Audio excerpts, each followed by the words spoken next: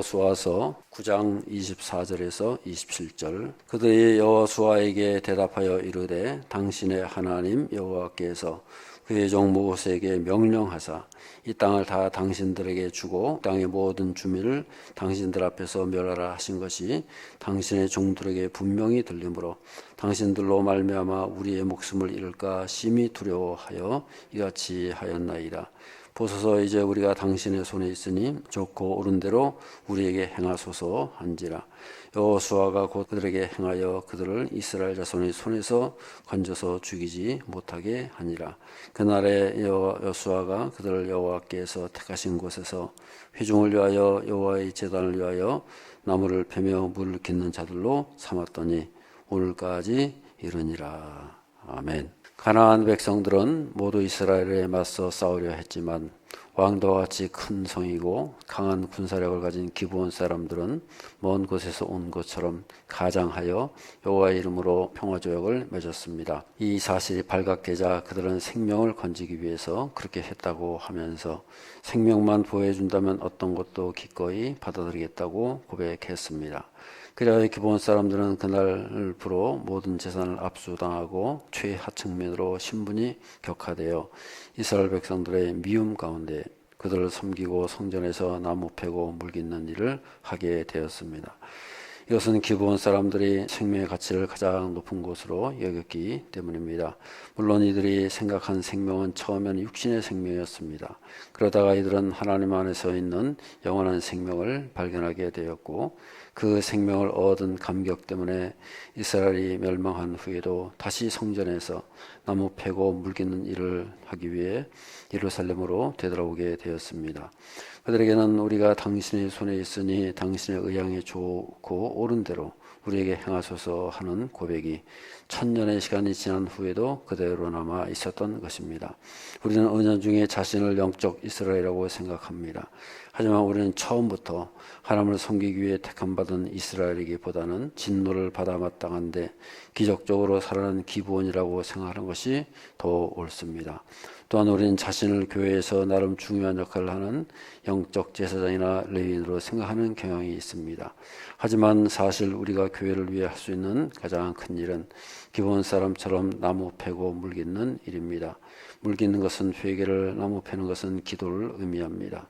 곧 우리는 평생 내가 한 것을 회개하고 주가 하시도록 기도해야 합니다. 바울은 처음에는 만삭되지 못해난 자라고 회개했다가 그 중에서 제일 부족한 자, 인생 말년한 주인의 괴수라고 회개했습니다.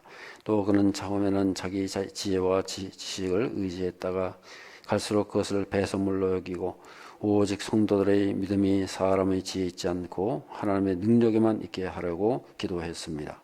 그리고 마지막까지 자기는 비방자요, 박해자요, 폭행자였다고 고백하면서 생명 얻은 것에 대한 감격을 놓치지 않았습니다. 하나님은 소자에게 생수 한 그릇을 대접한 것도 잊지 않은 분이십니다. 이 때문에 평생 주를 위해 물을 길어 올렸던 기브온을 위해 태양이 머무르는 특별한 능력과 성막이 머무르는 특별한 말씀과 그를 괴롭힌 이스라엘에게 3년 기근을 내심으로 특별한 애정을 나타내 주셨습니다. 우리에게도 생명을 얻은 감격 때문에 내 주여 뜻대로 행하시옵소서를 고백하며 평생 회개와 기도의 제물이 되었던 기브온 사람들의 모습이 회복될 수 있기를 축원합니다. 아멘. 기브온 사람들에 대한 얘기가 나오고 있습니다. 이 기브온은 우리 한번 이 말씀의 배경이 있지 않습니까? 이스라엘 백성들이 가나안을 정복하는데 이스라엘 백성들이 가는 곳마다 승승장구하는 거예요. 여리고성이 그냥 낙엽같이 무너지고 그 이후로도 계속해서 놀라운 기적이 나타나고 능력이 나타나니까 주변에 있는 사람들이 벌벌 떠는 거예요. 근데 이 기브온 사람들은 예루살렘 이제 그 지역을 사는 사람들 아니겠어요? 이 사람들이 가만히 보니까는 이거 안 되겠더란 말이에요. 그래서 이거 도저히 살긴 살아야겠는데 어떻게 하면 좋을까? 그래가지고는 멀리서 온 것처럼 사신을 이제 평화의 사신을 보내지 않습니까? 그래서 사신을 보내는데 이 사람들이 다 그냥 꾸미는 거예요. 저 멀리서 온 이방 민족처럼 꾸미고 떡도 막 곰팡이가 쓸고 그리고 그다음에 옷도 헤어지고 신발도 다 헤어지고 먼지를 다 뒤집어 쓰고 그러니까 오니까는 멀리서 온 사람처럼 보인단 말이에요. 그래가지고 여호수아하고 딱 말하기를 여호수아에게 화친을 평화조약을 맺자. 그래가지고는 하나님의 이름으로 평화조약을 맺지 않습니까? 이 사람들은 하나님에 대해서 몰라요. 모르는데 딱 한 가지 아는 게 뭐예요? 하나님과 하나님의 이름으로 조약을 맺으면 변치 않는다. 그거 하나 딱 알고 있는 거예요. 그래가지고 이제 여호수아가 이제 평화조약을 맺지 않습니다. 그러고 나서 이제 들통이 난 거예요. 3일이다 딱 들통이 났는데 어떻게 하겠어요? 이미 벌써 조약은 딱 맺어놨는데 생각 같아가지고는 이놈들 말이야. 감히 누구를 속여 하고선 다 멸살하고 다 멸절시키고 끝내버리면 또 좋겠는데 그게 아니란 말이에요. 그래서 여호수아가 그러지 않습니까? 아 이건 아니다. 그래가지고 기왕에 하나님의 이름으로 맺은 언약이니까 그걸 변개시킬 수 없다. 하나님 이름으로 한 것이니까 그걸 도로 변경시킬 수는 없다. 취소할 수는 없다. 그래가지고 그 조약을 그대로 인정하는 거 아니겠어요? 그 대신 너희들은 어떻게 하라고요? 거기 나오지 않습니까? 27절의 말씀 보면은 여호수아가 그들을 여호와께서 택하신 곳에서 회중을 위해서 여호와의 제단을 위해서 나무를 패고 물을 깃는 자들로 삼았다. 오늘 본문의 말씀에 그렇게 나오고 있어요. 그랬을 때 이제 우리는 이제 이런 여기서 어떤 교훈을 받을 수가 있겠느냐? 1번 질문입니다. 1번 질문 다 같이 읽겠습니다. 나에게는 생명의 가치를 가장 높은 것으로 여기고 영원한 생명을 얻은 것에 대한 감격으로 천전을 성전에서 나무 패고 물 깃는 일을 했던 기브온 사람들의 마음가짐이 있습니까? 그랬어요. 기브온 사람들은 이방인이잖아요. 이방인이면은 마땅히 아주 진멸당해야 될 대상이라고 말이에요. 그랬을 때에 이 기브온 사람들이 살아남았잖아요. 어떻게 살아남았어요? 기브온 사람들의 자세가 어떤 자세냐? 그것을 한번 우리가 살펴볼 필요가 있다는 거예요. 물론 첫 번째로 여호수아를 속였어요. 이스라엘 백성도 속였잖아요. 그 속였으면은 속이는 게 잘한 거예요, 못한 거예요? 거짓말한 게 사기친 거, 사기를 친 거거든요. 멀리서 온 것처럼 말해 다 꾸며가지고 깜빡 속아 넘어갔어요. 여호수아도 속아 넘어가고 이스라엘 백성들 지도자들이 다 속아 넘어갔단 말이에요. 그런데 그 동기가 중요하다고 말이에요. 그 동기가 뭐예요? 속이게 된 배경이 뭐예요? 살아남기 위해서. 그래서 이 거짓말은 물론 잘못된 것이고 사기친 것은 잘못된 거지만은 그 동기가 뭐냐? 우린 그것을 봐야 된다는 거예요. 그래서 이 기브온 사람들의 동기는 뭐예요? 살아남기 위해서 어쩔 수 없는 고육책에 의해 가지고는 거짓말을 하고 이스라엘 백성들을 속일 수밖에 없었다 하는 것을 볼 수가 있는 거고요. 또 한 가지 뭐냐면은 하나님의 이름으로 조약을 맺었다는 거예요. 이 사람들이 내세울 수 있는 것은 그거밖에 없는 거예요. 우리는 하나님의 이름으로 조약 맺었다. 물론 거짓말하고 속인 건 잘못된 거죠. 그런데 그 내면의 동기가 중요하다고 말이에요. 거짓말 해도 된다는 게 아니죠. 거짓말을 할 수 없이 어쩔 수 없이 할 수밖에 없었던 그런 동기. 그것을 하나님은 소중히 여기신다고 말이에요. 아멘. 하나님께서도요, 다 아시지 않겠어요? 오죽하면 속이겠느냐. 살고 싶어서 살아남아야 되니까. 그러니까 하나님께서는 이 기브온 백성들을 어떻게 생각하셨겠어요? 우리는 누구의 입장에서요? 하나님의 입장에서 봐야 되는 거예요. 만약 하나님께서 하나님께서 다 거절하셨으면 다 끝난 거죠. 그래서 여기서 보면은 여호와의 이름으로 평화조약을 맺었다는 거예요. 그래서 이 기브온 사람들은 비록 이방 족속이지만은 하나님의 이름을 신뢰했던 것을 볼 수가 있는 거예요. 하나님의 이름에다가 소망을 둔 거예요. 한마디로 말해서요, 하나님의 자비를 믿었던 거예요. 하나님은 이런 분이다. 하나님은 자비의 하나님이다. 긍휼의 하나님이다. 실제로 하나님은 어떤 하나님이에요? 자비와 긍휼의 하나님 아니겠어요? 기브온 같은 사람들도 하나님께 살려주시는 거예요. 그래서 이 기브온 사람들의 존재는 뭘 말하냐면요, 하나님이 어떤 하나님인가를 우리에게 말해주고 있는 거예요. 저를 따르면 하나님은 긍휼의 하나님입니다. 자비의 하나님입니다. 아멘. 우리가 말이죠. 우리는 보통 그래요. 이스라엘 사람들의 입장에서 본다고요. 내가 이스라엘 사람이라면 안 그럴 것이다. 근데 우리 입장을 바꿔보세요. 내가 기브온 사람이라면 어떻게 했겠어요? 내가 기브온 사람의 입장이라면 어떻게 했겠냐고요. 어떻게 해서 살아남아야 될 거 아니겠어요. 그래서 거짓말도 한 거고, 그래서 사기도 친 거고 그런 건데, 그 하나님께서 그러면 너 사기쳤어, 거짓말했어, 나쁜 놈, 그래가지고 정죄하시겠냐고 말이에요. 그렇게 해서라도 살아남기 위해서 여호와의 이름으로 평화적을 맺은 거 아니겠어요. 그랬을 때 하나님께서는 이 기브온 사람들을 어떻게 하셨느냐. 25절부터 있어요. 25절부터 다 같이 시작. 보소서 이제 우리가 당신의 손에 있으니 당신의 의향에 좋고 옳은 대로 우리에게 행하소서 한지라. 여호수아가 곧 그대로 그들에게 행하여 그들을 이스라엘 자손의 손에서 건져서 죽이지 못하게 하니라. 그날에 여호수아가 그들을 여호와께서 택하신 곳에 회중을 위하여 여호와의 제단을 위하여 나무를 패며 물을 깃는 자들로 삼았더니 오늘까지 이르니라. 긍휼과 자비를 베풀었다. 죽여 마땅하죠. 죽어도 할 말 없어요. 그리고 마땅히 가나안 사람들이잖아요. 이 사람들 가나안 출신 사람들이에요. 그 가나안 사람들은요, 하나님께서 그러셨잖아요. 다 진멸해버려라. 여리고 사람들 다 죽였잖아요. 몽땅 진멸했잖아요. 그러면은 이 기브온 사람들도 사실은 거기에 해당되는 거 아니겠어요? 이방인들이에요. 죽어 마땅한 거예요. 그런데 어떻게 했어요? 살겠다고, 살려달라고 거짓말까지 해가면서 속여가면서 조약을 맺었잖아요. 그랬을 때에 이 사람들을 어떻게 하느냐, 어떻게 처리하느냐. 그 방법은 뭐예요? 긍휼과 자비를 베풀었다는 거예요. 저는 여호수아가 혼자서만 한 것이 아니라 봐요. 하나님께서 그 여호수아를 인정하시고, 그래서 나중에 보세요. 이 기브온 사람들이요, 어떤 일을 당하느냐면은 이 기브온 사람들이 다 이 사울에게 죽임을 당해요.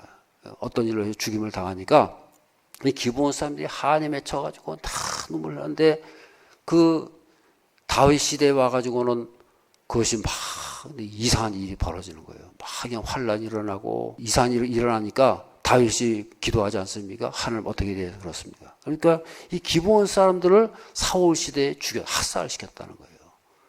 그들의 눈물이, 그들의 한이 맺혀가지고 이것 때문에 그렇다. 그래서 하나님께서 그 기도를 다 들어주잖아요.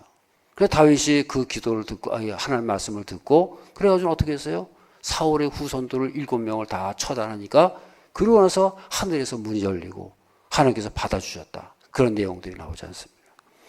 이건 뭘 말하는 거예요? 하나님께서 기브온 사람들의 기도를 들으신다는 거예요. 그들의 편에 섰다는 거예요. 하나님께서 기브온 사람들의 기도를 무시하지 않는다는 거예요. 그래서 하나님은 긍휼과 자비의 하나님이라는 거예요. 우리한테 무시당하고 다 어려움당하고 그런 사람들 편에 서가지고 그들의 기도에 응답하시는 그런 하나님이시다. 그래서 우리는 기브온 사람들의 존재를 보면요, 하나님이 어떤 하나님인가를 알 수가 있다는 거예요. 하나님께서는 하나님께 소망을 둔 사람들에게 하나님께 피하는 자를 결코 외면하지 않으신다는 거예요. 그래서 우리는요, 불쌍한 사람들 막 우리의 외면하면 안 돼요. 불쌍한 사람들이요, 긍휼과 자비의 눈을 바라봐야지, 그냥 같이 우리 세상 사람들하고 같이 그냥 처단하고, 같이 멸시하고, 같이 무시하고, 같이 그냥 짓밟으면 안 된다고 말이에요. 우리는 달리 봐야 되는 거예요. 기브온 사람들은 죽어 마땅한 존재들이지만은 하나님께 피한 사람들, 하나님께 피한 사람들을 하나님께서는 결코 버리지 않으시고 외면치 않으시고 건져주시고 다 보호해 주시는 것을 믿으시기를 바랍니다. 그러니까 하나님께서 마치 고아의 아버지처럼 고아를 다, 여러분 이 이스라엘 백성들이 버려보세요. 하나님께서 버려보세요. 다 그냥 뭐 버림받아가지고 여기저기 헤매고 다니고 고아처럼 헤매야 되는데 하나님께서는 받아들이시는 거잖아요. 받아들여가지고 너희들은 성전의 일을 해라. 물 깃고 나무 패고 그리고 살아가라. 일자리에 허락해 주시고. 하나님은 그런 하나님이라고 말해요. 그래서 우리는요, 이런 이 기브온의 사람들의 존재를 보면서 하나님은 긍휼과 자비의 하나님이시다. 그런 것을 볼 수가 있는 것입니다. 그 다음에 2번 문제 보겠습니다. 2번 질문입니다. 다 같이요. 혹시 나에게는 스스로를 영적 이스라엘로서 제사장과 레위인으로 여기는 영적인 우월감은 없습니까? 이제 우리가 기본 사람들의 입장이 돼 보세요. 기본 사람들이 해야 할 일은 뭐겠어요? 기본 사람들이 이제 성전을 위해서 나무를 패고 물을 깃고 했으면 거룩한 직분 아닙니까? 이게 바로 레위 지파가 하는 일이란 말이에요. 레위 지파가 이런 일을 하는 거 아니겠어요? 성전을 섬기고 허드렛 일을 하고 물 깃고 장작 패고 하는 여러 일들을 레위 지파가 하던 일들을 이 사람들이 맡긴 거예요. 그러니까 이 사람들이 생각할 때에 이 사람들은 거룩한 직분을 가진 거 아니겠어요? 그랬을 때 이 사람들은 어떻게 생각해야 되겠어요? 이 사람들이 원래부터 거룩한 게 아니잖아요. 자기 원래는 기본 사람들, 죽어 마땅한 그런 존재들이었지만은 하나님의 긍휼과 자비로 직분을 얻게 되고 살아남게 되고 이스라엘의 한 지파가 됐단 말이에요. 그랬을 때에 우리는 어떻게 생각해야 됐어요? 우리는 우리 스스로가 늘 어떤 존재를 늘 깨달아요. 우리는 이 과거를 잊으면 안 돼요. 우리는 끊임없이 우리 자신의 정체성을 알고요. 우리는 구원받은 존재다. 우리는 다 옛날에 죽어 마땅한 존재였지만은 그렇지만은 하나님의 구원을 받고 긍휼과 자비로 구원받고 직분을 받은 그런 존재다. 늘 그런 것을 기억하면서 살아갈 수 있는 그런 삶이 되어야 할 줄로 믿습니다. 아멘. 그런 말 있잖아요. 개구리가 올챙이적 생각을 못한다. 개구리가요, 자기가 올챙이적 생각 못한다는 거예요. 내가 말이야 원래 이렇게 잘났다고, 내가 원래 이렇게 아주 잘해가지고 이런 성전에서 이런 일 하고 있다고. 우리 스스로가요 실체를 알아요. 우리는 다 부족하고 옛날에는 다 죽어 마땅하고 과거에 다 그렇고 그런 존재였는데 하나님의 그 자비로 말미암아 가지고 왕 같은 제사장이 되고 거룩한 직분으로 이렇게 내가 살고 있다. 그런 의식이 있어야 되는 거예요. 우리 정체성을 늘 알아야 되는 거예요. 우리 과거가 어땠는지를 잊으면 안 돼요. 그래서 하나님께서도 이스라엘 백성들에게 늘 요구하는 게 뭐예요? 너희는 과거를 잊지 마라. 신명기가 그거예요. 신명기 말씀에서 늘 그러잖아요. 너희가 애굽에서 종살이했던 시절을 잊지 마라. 왜 잊지 말아요? 너희가 과거에 그랬다는 거예요. 과거에 너희 신부는 옛날에 애굽에서 구박받고 무시당하고 종살이하던 그런 신부였는데 하나님께서 구원받아가지고 이렇게 나오지 않았냐. 그래서 은혜로 가나안에 들어와가지고 이렇게 떳떳하게 살고 있는 거 아니냐. 이스라엘 백성들도요, 기브온 사람들을 보면은 우습게 여기면 안 되는 거예요. 우리도 과거에 저랬는데, 우리도 과거에 애굽에서 종살이 했었는데, 늘 그런 의식을 가지고 봐야 되는 거예요. 나도 과거에 저랬는데, 나는 아닌 것처럼, 나는 원래가 아주 고귀한 것처럼, 나는 원래가 아주 거룩한 것처럼, 그러면 안 된다는 거예요. 나도 과거에는 다 죄인이었고, 죽어 마땅한 기브온처럼 그렇게 살아갔던 사람들이라는 거예요. 그런데 하나님의 긍휼과 자비로 이렇게 구원받고 은혜 받고 고귀한 존재가 돼가지고 하나님의 거룩한 백성으로 존귀한 백성으로 살아가는 것을 믿으시길 바랍니다. 그래서 신명기서는 기억하라는 거예요. 너희 과거를 잊지 말고 기억해라. 너희가 종되었던 시절을 잊지 마라. 그래서 우리는 끊임없이 우리 스스로를 깨닫고 끊임없이 우리가 은혜를 필요로 하는 존재인 것을 믿음으로 고백하고 날마다 하나님 앞에 낮아지고 겸비하면서 살아갈 수 있는 저와 여러분의 삶이 되어야 할 줄로 믿습니다.